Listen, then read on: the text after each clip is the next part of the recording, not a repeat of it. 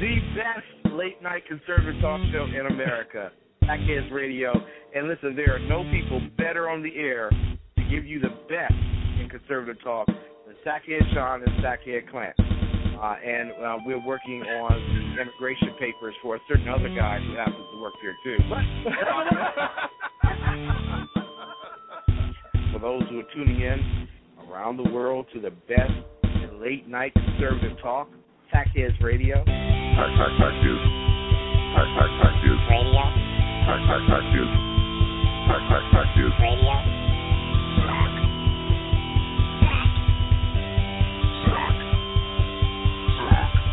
The best late-night conservative talk show in America. In America. In America. And in this web was a large, I'm pretty sure it was the biggest spider I've ever seen. Is this thing on? It's every week. What's every week? It never ends with I cannot wait until our show gets started tonight. What do we have? It looks like we have about 3 minutes before we start. Because I didn't see Soko do a countdown or anything like that. He didn't count us in. Oh, wait, what's he doing? He's like, I think he's telling me to steal third. I Didn't pitchers and catchers start? Is that what this is? He did tell you to steal third. No, that's was it steal third or was it steal second? Because I'm so confused right now. Happy Wednesday, February 19th, Sackhead. This is Sackhead Clint across from me. Sackhead Sean, thank you for joining us. And across from us in the Central Command is Soko. Who's a little under the weather, it seems, this evening. He has no voice to defend himself tonight. Which is even perfect, better for us. Which is perfect for us. Seeing how brutal we are on a regular basis. And what's great is he's got his mouth full of pizza right now. I hate you guys. I'm sorry, did you say something, Soko? No, go ahead, speak up. Use your big boy voice. Come on. I will destroy you. Soko, speak up. Come on. I hate you. I hate you, he says. Oh, only here on the Sack Heads Radio We're show. coming live from the shop, the Sack Heads Operations Center. How are you, my friend? I'm doing well. How you doing, buddy? I'm doing very well. How has your week been? It's going well. You know, it's following the Olympics. I'm pretty psyched about the Americans in hockey doing a great job. And what's even the best part about all that is the Russian head coach was a player in the 1980s team when the Americans beat them and ended up winning the gold medal, if you recall. Really? Yeah, the movie Miracle Disney made right. was based on the 1980 United States hockey team. And no, you didn't. And the Russian coach this year was on that 1980s Russian team. And so I'm happy that he got to relive a moment from his youth. Yeah. When we beat him again this year. Yeah, I'm sure he's just thrilled by that right now. Yeah, a lot of people, they don't get the opportunity to go back and relive a moment like that. Well, I just want to know how he's going to make Putin disappear. Putin's going to make him disappear. I want to know how that's going to work itself out. I'm pretty sure it'll work itself out, no problem. And what the Russian figure skater, the male, who is the reason that the Russians got the gold medal in the team skate. Right. He injured himself, and so he was unable to compete in the individuals. And like the Russians just went nuts. Like even Russian government officials were calling him all kind of different names, and just poor guy. Well, why would they do that? Why would he quit? No, why would they be mean to him like that? Because they're communists. What do you mean? Good point. Thanks. That's a no-brainer. Speaking of communists. Yes. Oh, no, wait. We already talked about Russia. All right, I got nothing. You got nothing? Oh, I thought you were going to bring up something about Obama. Hey, bottom of the hour. This is awesome. TAMI J is joining us to talk about, she released the third part of her series, The 47 Bodies Left in the Wake of Hillary Clinton on the Black Sphere. So she'll be joining us in about 25 minutes. That'll be pretty cool. Because we love Tammy. We do love Tammy. I thought you were going to talk about, speaking of communists, I thought you were going to speak about the Providence College, their Black Studies program. Has a new award. Have you heard about this? I have not heard about this. It's the Trayvon Martin Award for Social Justice. The look, if I wish we had a live webcam right now, because the look on your face, I like throwing little things like this out at you right off the bat when you're not expecting it, because the look on your face was priceless. Why? Look, this is an award that goes to people who have shown leadership to, quote, challenging and eliminating racism. Really? And empowering others to seek social justice. That's a quote. That was an email from the college obtained by the Daily Caller. And it just sounds like such a wonderful award. You know what's great is we have colleges naming awards after individuals who were shot and killed in self-defense. There was a whole trial. Our legal system was in play. Yeah, but we all know that George Zimmerman was found innocent, and we know Trayvon Martin was far from just an innocent little victim. Right. Like he's been painted in some circles. And now they have an award in his honor. You know, the only thing I can really think that this place just went crazy is if Hollywood were going to be making a movie about Cesar Chavez. Well, I think that it's, it's going crazy. I got bad news for you. What? I'm pretty sure they are. Yeah, but it doesn't have any, like, big-name actors. It's not going to be in, like, a... Oh, it's not mainstream? Yeah, it's not mainstream, is it? I believe it is. Oh. Yeah, but they wouldn't portray him as, like... Because he was a communist. Right. And we don't celebrate communists. Well, in California, we do. Well, not we, but the state does. It has Cesar Chavez Day.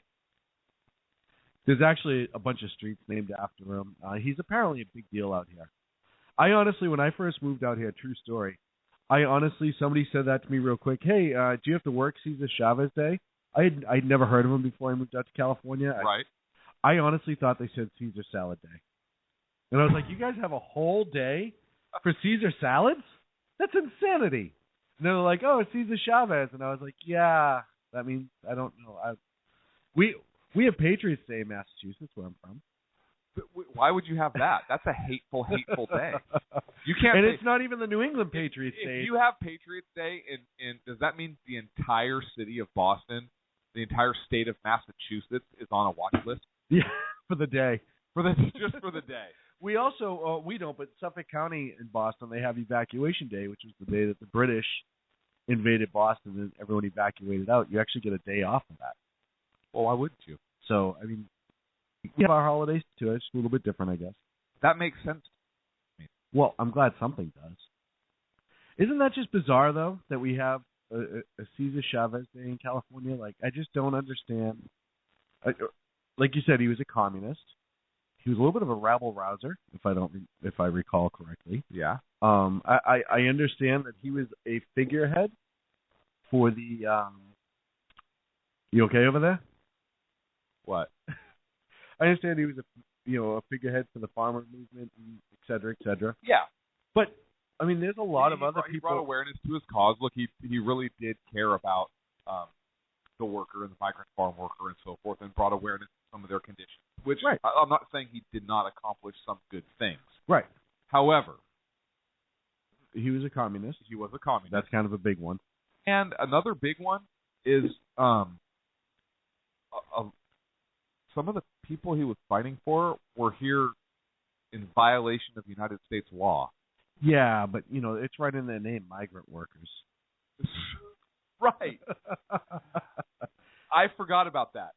So that's good. I'm glad, I'm glad we're covering all the important stuff in Hollywood. I'm glad that Cesar Chavez gets a movie. How about a movie about Benghazi? Now, you know what? Hang on. I really like the fact that you said migrant. It's in their name, so why wouldn't they be here?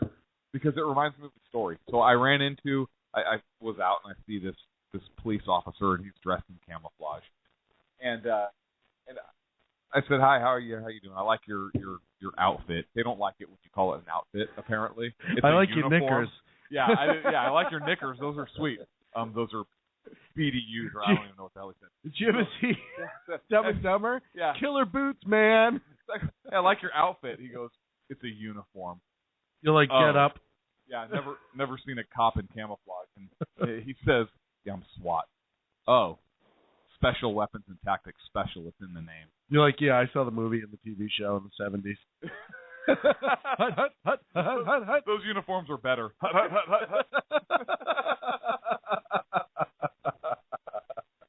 There's a glazed old-fashioned right there for you. Really? Yeah, no, I bought it for you. I brought it in. I didn't know if you saw it. Thank you very much. I enjoy a good old-fashioned donut. I actually found out where that stereotype came from. Cops and donuts. Where? So apparently, way back in the long time ago in the 80s, the only place open at night for cops to sit and like do paperwork or whatever was donut shops. Uh-huh. So they would go to donut shops because they were the only place open and drink coffee and write their reports or do whatever paperwork they're going to do or just relax. That's where that comes from. Yeah. I don't know. I don't believe that. I know where Patty Wagon comes from because I'm from the Northeast. And because you're a Patty. Because I'm a Patty. So I don't have... You all right, Soko? Soko, you're making noises in our head again. I don't have all the underwear details, on right now, and I do want to look into it for the show. But Flycatch brought up a good point in the chat room that the FCC proposed new ruling for them to broadcast new broadcast in real time or a new broadcast in real time. I have briefly looked into that. I didn't get it ready for tonight's show. I don't want to give out bad information. And I don't want to have that's one of those things I really want to read through the entire proposal by them before I start commenting on it. Is that the Federal Communist Commission? That was one of them. No, I think it makes sense. It's something he would create, right? The Federal Communist Commission. How can we best celebrate communism? Because they're our friends and our allies. Social justice, it's power of the people, right? It's a social justice show. Hey, speaking of not social justice, but old communist countries, do you follow any of what's going on in the Ukraine? No, other than the fact that it's on fire right now. Literally, quite literally, it's. If you pull up, fire. there's a feed coming out of a news site called Espresso or Penco, or I think it's state agency. Look, it's not it's not burning right now. Obama just said it. There's a truce. Oh yeah, there's a truce. Yeah. All right. Well, I'm looking at the live feed right now. No, it can't be on fire anymore. Obama said there's a truce. It is certainly on fire as we speak. I'm watching a feed out of Kyiv, and I'll tell you. Yeah, it can't be. Obama said, quote, he hopes the truce provides space for the sides to resolve their disagreements peacefully. The fire's out, brother. You must be watching old video. It must be time delayed. No, it says live. Live, back on the East Coast. The long and short is, and the president of the Ukraine announced today, I don't know if he's the president, the czar, the whatever. Just call him today supreme ruler. their truce talks, or they have a truce going with the opposition.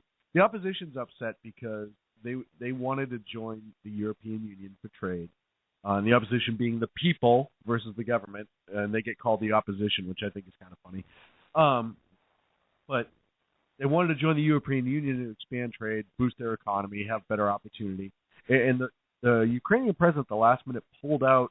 And from what I understand, it's to be in favor of trading with Russia instead. And because that's a brilliant idea. That's never gone wrong before.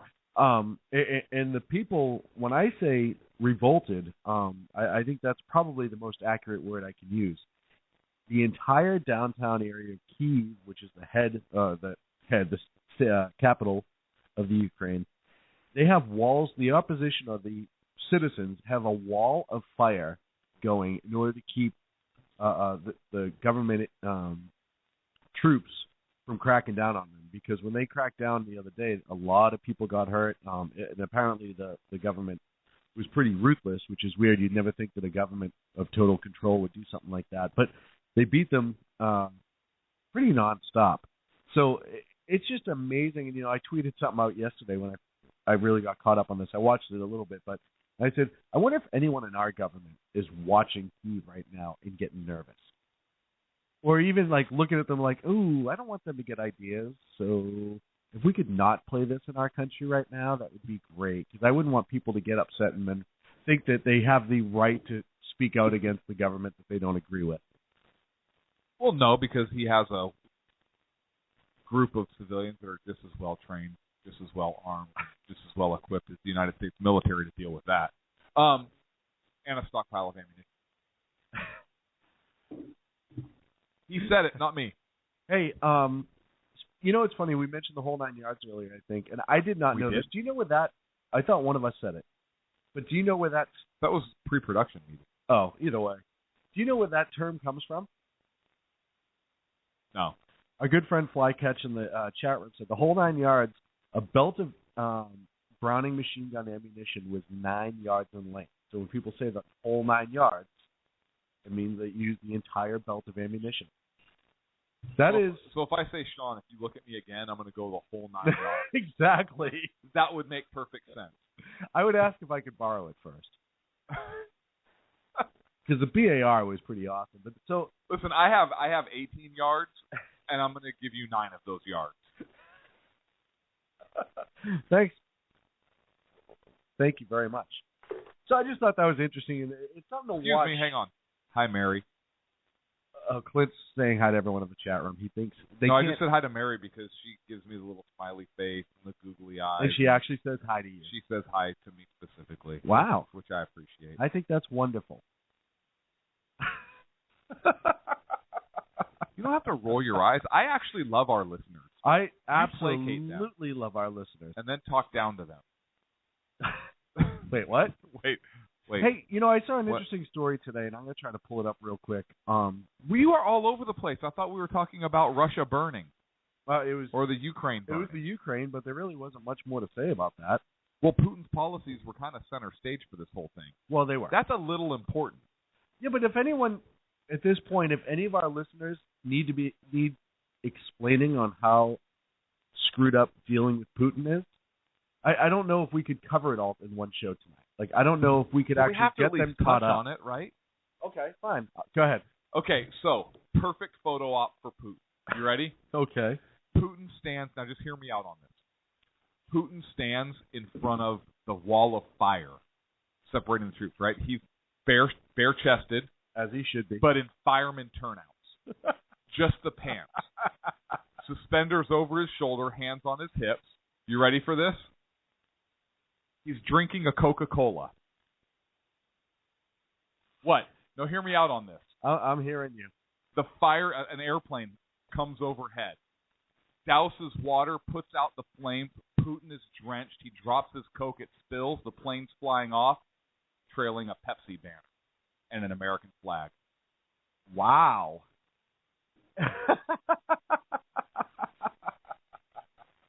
Well, and you know, let's look at this because everyone keeps trying, especially our government, keeps trying to hail Russia as these wonderful, you know, like, oh, we got to be nice to them, we got to trade with them, we got to get along with them because it's again that whole mentality of we have to get along with everyone. Look at Syria.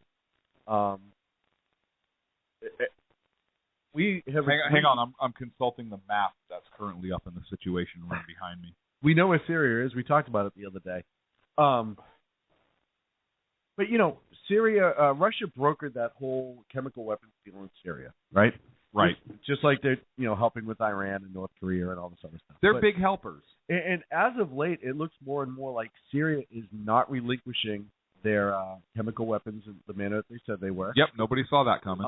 Exactly. And Russia isn't really putting any sort of pressure on them. I know they're hosting a party right now. Nobody saw that coming. Maybe either. When the party's over, they'll deal with the of course the belligerent children. But is it a shock at this point? I mean, I know it's not to me, and maybe I'm crazy. Is it a shock to anyone when Russia says they're going to do something and they don't do it? Well, it's not a shock to you because you are, in fact, crazy because you're a right-wing extremist. Now. But why do we keep doing this? Why do we keep going down this road? Because Obama believes that he believes in global governance. He does. He believes in a world government and a world global cooperation as opposed to American exceptionalism. So he gives a lot of power and yields a lot of the United States power and influence so that other countries can exert influence and so forth, and we come together as a global unit to solve problems, as opposed to, in his opinion, imperialistic United States. I love how we're oppressive. To this day, imposing their will. No, but you asked a question, I'm answering it. But that is that is, I believe, this president's view of the world situation, and his policies and his actions really support that analysis. Mm-hmm. So, look, as a direct result of this administration's policies, our country has lost a lot of influence. A ton of influence. And we've not only lost a lot of influence and respect, but we have given, and friends, we have given a lot of that influence and subsequent power over to really our enemies. Russia being one, Iran being another. A lot of this power and influence is being ceded to those countries. And look, we have China, and we'll talk more about this in a little bit because I don't think we have time to get to it right now. China is preparing for a very short action war with Japan. And look, do you think if Reagan were around, or any of this would happen, or even George W. Bush, do you think China would dare do anything like this, or that Iran or some of these other groups would have these policies in place, or really be spitting in the eye of the United States? I mean, who's Japan's biggest ally? Us. Yeah, it's us. Which is still weird to me, considering we dropped 2 bombs on them. Well, not that long ago, really, in the great scheme of things. But it's like two guys in a bar fight, right? You land a couple of good haymakers, you help the guy up off the floor, dust him off, buy him a beer, and you're drinking buddies. Same kind of thing. Except we dropped atom bombs on him. Yeah, it's like a haymaker. It's like the ultimate haymaker, if you will. Right. And they appreciate the Japanese culture has typically always appreciated the warrior spirit. So, hey, you kicked our butts. Well, okay, we like you. We're going to look at it however we possibly can. But, yeah, no. If this had happened when Reagan was in office, either one of the Bushes, maybe Clinton, a little bit. And only because not to this extent. I mean, look, not to this extent. Clinton let... No. I'm saying this would not be happening. Right. I don't believe this would happen under Clinton. I don't think so. I really don't. Clinton had a chance to get Osama bin Laden, and he failed to act timely. Right. On that, and I know there were some other issues in some books that came out about his foreign policy or whatnot, but Clinton was not this weak, and after he had some issues during the first couple of years of his presidency, and I know Dick Morris went in to work with his administration, he really moved to the center, and he got things accomplished. He really did, and he worked with the other party. But I disagree with Clinton on certain things, obviously, but he's ultra conservative compared to this president. Yeah, no, it's listen. I mean, we could sit here and beat the dead horse repeatedly, but this specific president is beyond anything we've seen before, and it's getting worse. And for China to start practicing for a war against a close ally of ours, a short strike, quick war, is a horrific sign for how the world is viewing us. I mean, look at Iran has no respect for us. Syria has no respect for us. North Korea has no. They're not even afraid of us anymore. They used to at least be afraid of us, which, right, wrong, or indifferent, it kind of kept them in line. And if we said, hey, leave them alone, it happened. But it never got to the point that we had to. This guy, his foreign policy... They were scared to us after when Reagan came along. Oh, yeah. They were not afraid of us during the Carter. No, not during Carter, but Kennedy, till Carter, they kind of were, because Kennedy didn't take any crap, and before that, obviously, everyone knew. But, I just think it's absolutely amazing that these countries are starting to kind of posture a little bit more, push a little bit more. It's funny because it's not like our military is all of a sudden awful and terrible and unable to do anything right. It's still the United States military. It's still the strongest military in the world. Best trained troops, the absolute best troops on the face of the planet. Guys that fight and gals that fight because they want to, not because they have to. They're filled with heart and spirit. And these countries are now starting to just poke and prod and see what they can get away with. And it just continues on and on. And it's sad. It really is sad. You know what I find sad? Obama has more of an iron fist with his policies here at home. Absolutely. Towards the other branches of government, and towards the citizens of this country than he does towards foreign governments or to foreign citizens who are here in violation of our laws. That's what I find scary. I find that scarier than even our influence in other parts of the globe. Well, but it's a totality thing, and that's the issue. You know, if North Korea was the only ones being belligerent in any way, shape, or form and making these threats that are off the wall, whatever, all right, it's North Korea. They've been doing it for years, and we know how they operate. We know that they're just a bunch of blowhards over there. But when you have other countries start doing it, then it becomes an issue. And it shows overall. And that's what I mean. It's the total. It's not these little individual things. It's like this president as a whole, even on domestic policy. You don't look at the individual per se. They become part of the equation, but it's the totality. It's not that one executive action. Of course. But it's all of them together. Absolutely. And I think that's one of the things that people miss. It paints a picture. It does, right? Paint because a picture. you get one thing, and then it's dismissed as whatever. You get it's dismissed as, well, the Republicans aren't doing it. Well, the House isn't doing it. Well, we don't really want to go to war with Iran, so we need to cede some things to them. Well, yeah, Russia can do the thing with Syria, and well, Homeland Security, yeah, they're not really harboring armored vehicles and lots of ammunition. And what Viper teams? No, why wouldn't TSA be on trains and have armed law enforcement response there? And it's one thing after another. Oh, the president doesn't need Congress, and now you have some Democrats in the House saying, yeah, we encourage you to go around Congress. Yeah, and then you have Holder. I'm almost at a loss. Then you have Holder, and there's a great piece on Breitbart in a video from the whole 11-minute video between Mike Lee and Holder. Holder can't even explain some of the executive actions, why they're legal and how. He's because at a loss. It's not. I know. Because it's not. You would think that's like a pre-practiced response, at least a line of BS. But how can and he stuttered and stammered through, which is just stunning to me. It is so blatantly illegal. Well, yeah. And the fact that they don't care. No. They don't care, and that is why, look, I understand that impeachment is really saved for some extreme circumstances. It's time to get to that point, though, typically. But look, you had Clinton, who was impeached over lying about a blowjob. You had Nixon, who wasn't impeached, but he was resigned over a burglary. And you have a president now who's really seizing power in a way, kind of gathering a lot of power into one branch, the executive, and sidestepping, going around through Congress, trampling the Constitution and failing to uphold the laws, to faithfully execute the laws of this country. I think that you have some serious issues there.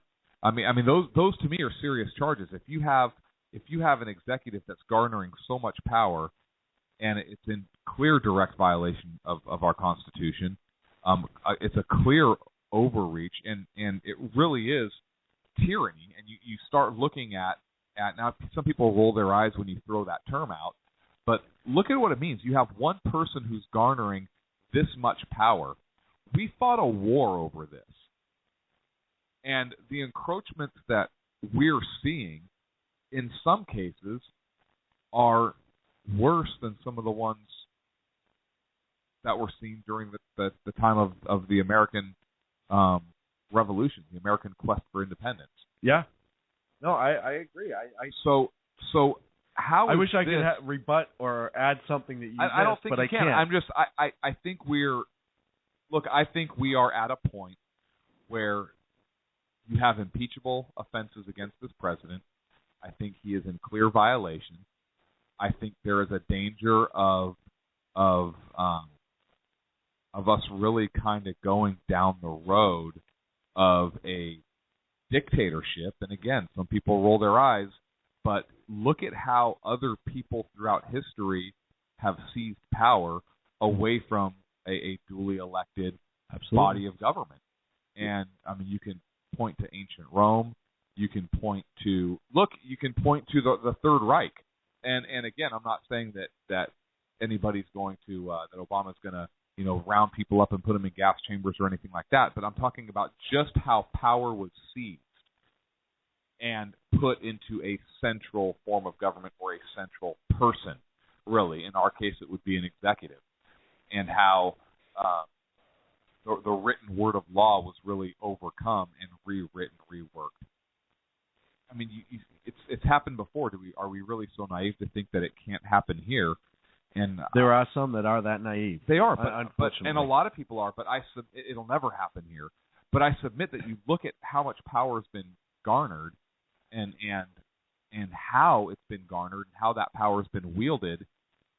And while it hasn't happened yet, we're in danger. I mean, we really are. Not to sound melodramatic, but we're in danger. How much of our freedom and our individual liberties are we willing to give up for the sake of the illusion of security? Mm-hmm. How secure are you really if a president can issue an executive order overriding a particular constitutional requirement or overriding a law that Congress passed? That's the thing, just to be able to, or just not do anything at all. Just say, hey, I don't want this done at all. Hey, we're up against a break because Soko's throwing stuff at us, and we went a couple minutes over. Soko, I seriously? apologize. Mary brought up a good point. Weren't talking about something important. A good point before we go to break is Mary just said, on top of tyranny. Break. Thanks, Soko. We also have a do-nothing Congress to go with it. So, and it's true. That combination has been just absolutely brutal for this country. 347-205-9399 is our phone number. We're going to take a break. TAMI J should be calling in any time now here on the Sack Heads Radio Show. We are absolutely excited about that. We'll be back in 3.